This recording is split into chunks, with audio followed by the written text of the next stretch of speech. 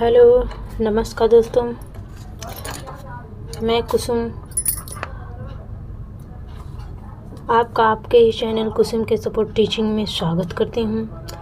तो सबसे पहले हम बता दें कि जब हम पढ़ाई करते थे तब भी हमारे लिए लेटर 6वीं से लेके पूरी 12वीं तक आता था, लेकिन दिमाग में घुसता तो नहीं था। टीचर आते थे, फिर लिखाते थे और इंग्लिश में उसके बाद में उसको बता देते थे कि ये लेटर है और ऐसे ऐसे लिखा जाएगा, इस टॉपिक पे आएगा, और ये 2-4 लिखवा देते थे और बोलते थे इसको याद कर लो और यही पेपर में आएगा, इसको ऐसे लिख देना। ठीक है ना। तो कभी हम लोग खुश ये भी पूछने की हिम्मत नहीं हुई कि हाँ सर इसकी हिंदी क्या होगी। जो उन्होंने बताया वो हमने सुना और इधर से सुना और कितने दिन दिमाग में रखें, 1-2 दिन में भूल जाते थे।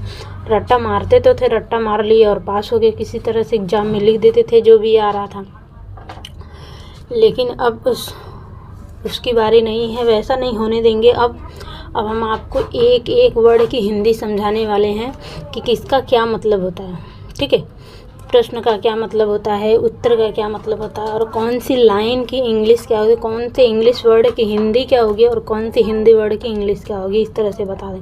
ठीक है, तो इसके पहले हमने और कई वीडियो बनाए हैं कि ऐसे कैसे लिखें और एप्लीकेशन कैसे लिखें। तो अब आज लेटर की बारी है। तो हम आज आपको बता रहे हैं लेटर 2 तरह से लिखा जाता है। एक फॉर्मल लेटर होता है जो हमें किसी ऑफिस में जमा करना होता है, जैसे सर को देना है और किसी ऑफिशियल काम के लिए जमा करना है, लिखना है, तो उसको बोलते हैं फॉर्मल लेटर। ठीक है, और हम जो इनफॉर्मल लेटर होता है उसको हम लिखते हैं मतलब अपने रिलेशन को, इसको घरेलू कार्यों के लिए जो लिखते हैं इसको बोला जाता है इनफॉर्मल लेटर। ठीक है, तो फॉर्मल लेटर और इनफॉर्मल लेटर में यही केवल अंतर होता है। और इनफॉर्मल लेटर लिखने का अलग तरीका होता है और फॉर्मल लेटर लिखने का एक अलग तरीका होता है। तो हम बता रहे हैं कि फॉर्मेट, पहले तो आप जान लीजिए कि लेटर क्या होता है। लेटर पत्र होता है। आज के ज़माने में तो मोबाइल में उठाया और मैसेज डाल दिए, लेटर का कोई मतलब ही नहीं, ज़रूरी ही नहीं है। क्योंकि पहले जब हमको संदेश भेजना होता था, जब हमारे पास मोबाइल नहीं थी, ये कहीं 10-12-15 साल के पहले बहुत कम मोबाइल हुआ करता था, ज़्यादातर सबको लेटर लिखना पड़ता था। उसके लिए उनको हिंदी लिखना पढ़ने वाले को खोजना पड़ता था जो पढ़ाई नहीं किए थे। उसके बाद में वो लेटर लिखते, लिफाफा में भेजते, फिर एड्रेस लिखते, फिर उनके पास पहुंचाने के लिए या तो तोता से पहुंचाते या तो किसी भले आदमी से, या तो फिर डाकिया खोजते और उनको पैसा दे के भिजवाते तो ज़्यादा था। तो अब क्या होता है, अब उठाएं, ईमेल मैसेज किए और डाल दिए, और मोबाइल में व्हाट्सएप पे मैसेज किए और भेज दिए। ठीक है, तो अब वही लेटर जो पहले से लिखाया जा रहा है, इसलिए सिखाया जाता था स्कूल में, ताकि आप किसी भी व्यक्ति को आप लेटर लिख सकें। इसलिए हमारे एग्ज़ाम में भी पूछा जाता है, अक्सर आता रहता है, हर एग्ज़ाम में आता है। एक लेटर आता है, एक ऐसे आता है, एक एप्लीकेशन आता है। ठीक है, तो अब देखिए तो वो कैसे लिखा जाता था। क्यों लेटर यानी कि पत्र होता है, इनफॉर्मल मतलब, और इसका फॉर्मेट कैसा होता है। जैसे कोई भी आदमी आ रहा है, लड़का आ रहा है, तो आप देख के बता देंगे कि ये लड़का है। कोई लड़की है या औरत है तो आप देख के बताएंगे क्योंकि उसका स्वरूप, शरीर, बॉडी आपको दिखने में पता चलता है इस तरह से। तो आपको फॉर्मेट मतलब होता है प्रारूप या शरीर या उसका स्वरूप, उसका आकार कैसा है। तो हमें लेटर का आकार आपको बताना है, फॉर्मेट बताना। तो कैसा होता है, तो चलिए हम आपको बताते हैं एक लेटर का आकार कैसा होता है। तो उसको जानने से पहले आप क्वेश्चन को समझ लीजिए। क्वेश्चन क्या है कि हाउ, पेपर में कैसा क्वेश्चन आता है, मतलब 6वीं से लेके हर क्लास तक 12वीं तक आता है, और हम हमेशा रटते हैं एग्ज़ाम के पहले और फिर उसके बाद में भूल जाते हैं। क्योंकि पढ़ाई के दौरान, क्लास के दौरान सर हमको लिखवा देते हैं हर साल, और या फिर नहीं लिखवाते तो बोलते पिछले साल हमने जो लिखाया था वही आप रिवीजन कर लेना, वही आएगा, और भूल जाते हैं। वो दिमाग में कैसे बैठाएं, इसके लिए हम अपने दिमाग से सोच करके लेके आए हैं कि ये आपके दिमाग में भी उतर जाए। आप प्लीज़ वीडियो में अंत तक बने रहिएगा, स्किप मत करिएगा। ठीक है, तो हाउ मतलब कैसे, टू राइट मतलब लिखो, कैसे लिखें। अ लेटर यानी कि एक पत्र, टू योर फादर अपने पिता को, या आप अपने पिता को एक पत्र कैसे लिखें। फॉर हेतु या के लिए, मनी पैसे के लिए एक पत्र कैसे लिखें। टू बाई बुक मतलब किताब खरीदने के लिए, पैसे के लिए अपने पिता को एक पत्र कैसे लिखें। मतलब इस पर लिख के हम पूरा आपको बताने की कोशिश कर रहे हैं कि लेटर क्या होता है और क्यों लिखा जाता है और कैसे लिखा जाता है। ठीक है, अब देखिए उसके बाद में इसके फॉर्मेट यही होते हैं कि इसमें 4 चीज़ें आपको ज़रूरी होती हैं। सबसे पहला होता है सेंडर एड्रेस, मतलब भेजने वाला, प्रेषक। जैसे कि हम सेंडर हैं, सेंड मतलब भेजना होता है, सेंडर मतलब भेजने वाला। तो हमें अपना पता लिखना होगा, फिर डेट, जिस डेट पे आप लिख रहे हैं, फिर उसके बाद में बीच में इसको लिखने के बाद आपको ये सिचुएशन बताना है कि क्या स्थिति है, क्या हाल चाल है, अपने बारे में बताना है, ठीक है। उसके बाद में आगे चलेंगे तो लास्ट में जब हम उसको क्लोज करने वाले होंगे तो हम उसको जब क्लोज करेंगे आप पूरा इसको लिख के, ठीक है। इसमें सबसे ज़रूरी चीज़ होता है कि ये इसका फॉर्मेट आपको ऐसे शुरू करना है। यहाँ पे सेंडर एड्रेस लिखना है, सेंडर का पता लिखना है, उसके बाद में आपको डेट लिख देनी है, उसके बाद में डियर डैड। मान लीजिए आपने अगर पापा से ही पैसा पापा के लिए आया है तो फादर के लिए तो आपको डैड लिखना है। मान लीजिए हो सकता है कि आपको अंकल के लिए आ जाए, अब मम्मी के लिए भी आ जाए, एल्डर ब्रदर के लिए बजाय का नाम इधर बदल सकता है, हो सकता है यंगर ब्रदर हो सकता है, अंकल हो सकता है, आंटी हो सकता है, और योर बेस्ट फ्रेंड हो सकता है, ठीक है। कोई भी हो सकता है, तो नाम यहाँ पे चेंज करना है, उसी के अनुसार आपको यहाँ पे भी चेंज करना है, ठीक है। यहाँ पे डियर डैड है तो डियर डैड की जगह अगर मॉम को लिखना है तो यहाँ पे आपको मॉम या मदर लिखना होगा, ठीक है। इस तरह से अगर ब्रदर को है तो यहाँ पे डियर ब्रदर लिखना होगा, ऐसे करके। अब देखिए, अब ये हम मतलब कुछ लिख के बताए हैं, इसके आधार पे आपको लिखना है और ऐसे सीखना है। हिंदी और इंग्लिश एक एक वर्ड की हिंदी भी बताएंगे, ठीक है। आई डियर डैड, डियर डैड का मतलब क्या होता है, प्यारे पापा। आपको ये नाम नहीं भूलना है, इसको शुरू करना है ताकि एग्जामिनर अगर देखे आपने आंसर नंबर डाला और लिखना शुरू किया, आपको देखने से ही पता चले, बिना पढ़े ही पता चले कि हाँ ये एक लेटर है, क्योंकि लेटर का शरीर दिख रहा है, लेटर की बॉडी दिख रही है, लेटर का फॉर्मेट है। इससे उसको पता हो जाना चाहिए, देख के ही मालूम हो जाना चाहिए, ठीक है। अगर आप लाइन बाय लाइन लिखेंगे तो नहीं समझ में आएगा, क्योंकि कोई भी शरीर जो कोई भी काम जो कर रहे हैं उसको देखने से पता चले हाँ ये काम होने वाला है, ठीक है। तो इस तरह से आपको करना है। देखिए अब शुरू करते हैं डियर डैड। डियर डैड यानी कि प्यारे, डियर मीन्स प्यारे, डैड मीन्स पापा, ठीक है। आई हैव कब यूज होता है, जो प्रेजेंट का परफेक्ट टेंस का यूज होता है तो उसमें उसका हेल्पिंग वर्ब है। तो आई हैव चुका है, चुकी होता है ना, तो आई हैव मैं रिसीव्ड, देखिए उसमें वर्ब के थर्ड फॉर्म का प्रयोग होता है, ठीक है। रिसीव का थर्ड फॉर्म रिसीव्ड, तो आई हैव रिसीव्ड मुझे प्राप्त हुआ है या फिर मैंने पाया। द लेटर पत्र। हु यू हैड, जो आपने, हैड देखिए ये प्रेजेंट कंटिन्यूअस है और ये हैड मतलब था पास्ट कंटिन्यूअस है, ठीक है। सेंड, इसमें भी वर्ब का थर्ड फॉर्म लगता है, तो सेंड का थर्ड फॉर्म है सेंड, जो आपने भेजा था। रिगार्डिंग का मतलब होता है के संबंध में, माई मेरे, एकेडमिक यानी कि शैक्षणिक, परफॉर्मेंस जो आपने मेरे शैक्षणिक परफॉर्मेंस के संबंध में पत्र भेजा था वो मुझे प्राप्त हो गया, ठीक है। अब हिंदी पहले लिख लीजिए, फिर उसकी इंग्लिश बनाने की आप कोशिश करेंगे और 1-2 बार पढ़ लेंगे अच्छे से, ध्यान से दिमाग में बैठा के, तो आपको याद हो जाएगा, भूलेंगे भी नहीं, क्योंकि रट्टा नहीं मरवा रहे हैं, ये आपको समझाने की कोशिश कर रहे हैं और समझ के पढ़ाने की कोशिश कर रहे हैं। देखिए आई हैव बीन, ठीक है, आई हैव बीन डूइंग। आई मैं हैव बताएं प्रेजेंट परफेक्ट टेंस है, इसमें है या हैव हेल्पिंग वर्ब होता है। प्रेजेंट परफेक्ट कंटिन्यूएशन, क्योंकि यहाँ पे बीन भी लगा हुआ है, ठीक है।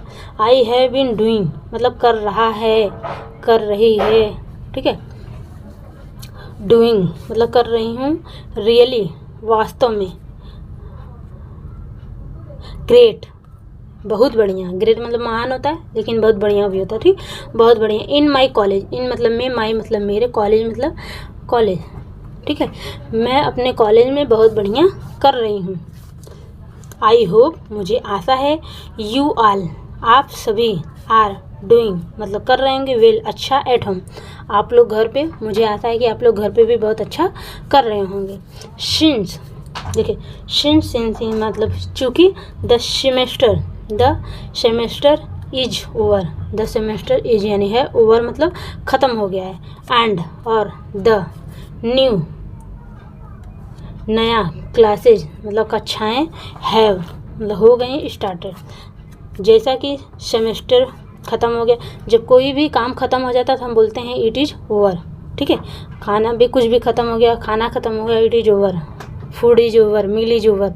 और पिक्चर ख़त्म हो गया तो मूवी इज़ ओवर, सीजन ख़त्म हो सीजन इज़ ओवर, क्लास ख़त्म पूरा हो गया तो क्लास इज़ ओवर। ठीक है, जब कोई भी चीज़ ख़त्म हो जाता है तो हम उसको बोलते हैं इंग्लिश में over.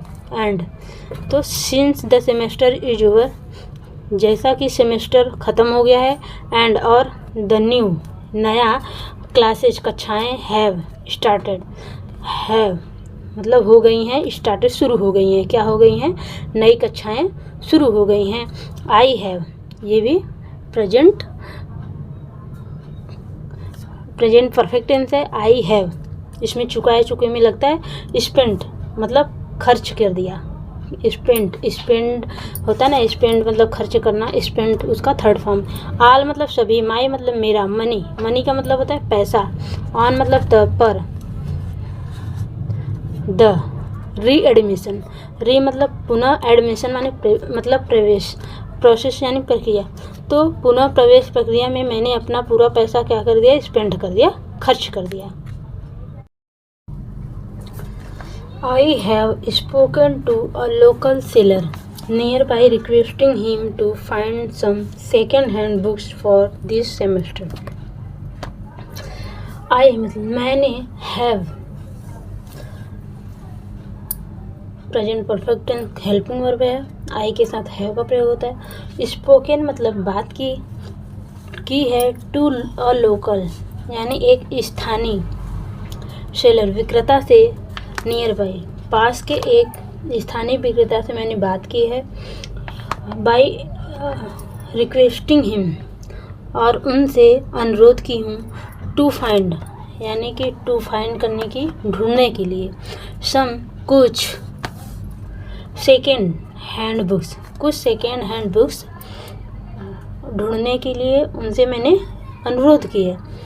For this semester, for के लिए, दिस सेमेस्टर इस सेमेस्टर के लिए, कुछ सेकेंड हैंड बुक्स ढूंढने के लिए पास के ही एक स्थानीय विक्रेता से मैंने बात की। ठीक है, which shall reach by the end of this month, which मतलब जो, सेल फ्यूचर टेंस है, फ्यूचर टेंस का हेल्पिंग वर्ब है। जो जाएगी, रिच यानी कि पहुंच जाएगी। बाय द एंड मतलब अंत में, ऑफ के, दिस मतलब इस मंथ यानी इस महीने के अंत में जो पहुंच जाएगी। The seller has asked,